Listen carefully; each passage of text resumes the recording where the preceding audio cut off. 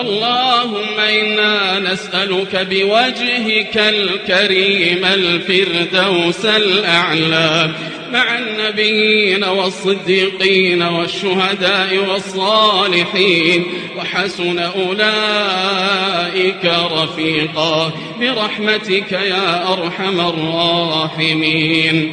اللهم وفقنا لصيام وقيام ما تبقى من شهرنا وقيام ليلة القدر إيمانا واحتسابا، وأعنا على ذكرك وعلى شكرك وعلى حسن عبادتك يا حي يا قيوم برحمتك نستغيث. أصلح لنا شأننا كله ولا تكلنا إلى أنفسنا طرفة عين. اللهم أعز الإسلام والمسلمين وأصلح أحوال المسلمين في كل مكان.